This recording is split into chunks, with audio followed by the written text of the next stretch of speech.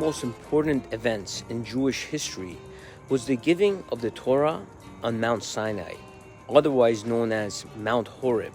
This is where Judaism officially began. As we said before, the Torah says that God gave the Jews the Torah on Mount Sinai and made a covenant with them that they will be his special people and he will be their God. This was the only time in the entire history of the world where God spoke to millions of people at once in a public event. Finding the mountain that fits the description of its characteristics, the proper location, and precise dimensions provided to us by the Torah and the oral tradition not only demonstrate once again the veracity of the Torah, but also to have a visual connection to the amazing event. Based on major videos and archaeologists and even the website Google Earth, researchers were able to locate Mount Sinai and take amazing photos of the actual mountain using satellites.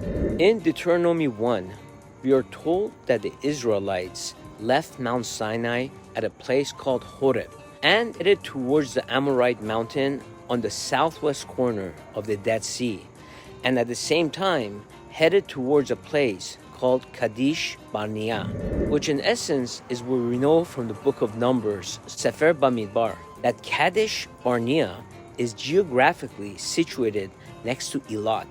In order for the Israelites to head in both directions at the same time, Kadesh Barnea, the Amorite, in order for the Israelites to head in both directions at the same time, Kadesh Barnea, the Amorite, mountain, and Horeb must all lie on straight line.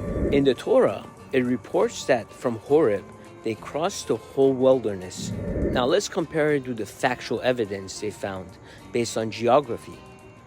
Joining the southwest corner of the Dead Sea with the corner of Eilat and continuing the line down across the Arabian desert until the shores of the Red Sea, we arrive at a place that is still called Horiba today, where there is a mountain called Jabel Al-Lawz today. On top of the mountain, there's another mountain that can be discerned through the study of the symmetry of the contour lines.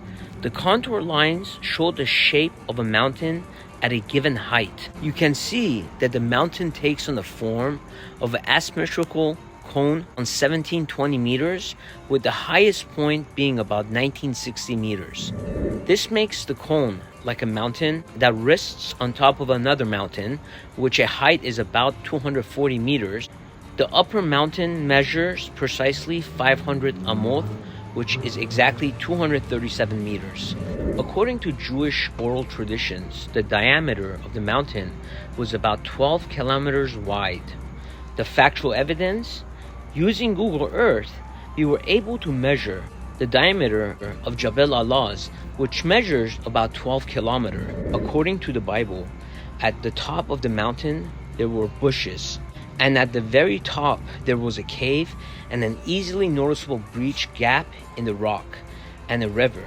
Deuteronomy 9:21, coming down from the top of the mountain. Actual evidence: at the summit of the Jabel Al-Lawz, there is a cave that is easily noticeable, each of the rock behind it, a riverbed coming down from the top, and low bushes along the incline. According to the Bible and the Jewish oral traditions, Sefer Olam at Rephidim, which was located right next to the Mount Horeb, Sinai, was an expanse of dirty water. Factual evidence: just next to Jabel Al-Lawz, there's a large muddy lake that's about 0.6 kilometers in length. The Torah tells us that at the national revelation of the Mount Sinai, there was 3 million people, men, women, and children, who heard the voice of God. We see on this picture, and below the surface in front of Sinai is mostly flat and also has enough room for about 3 million people.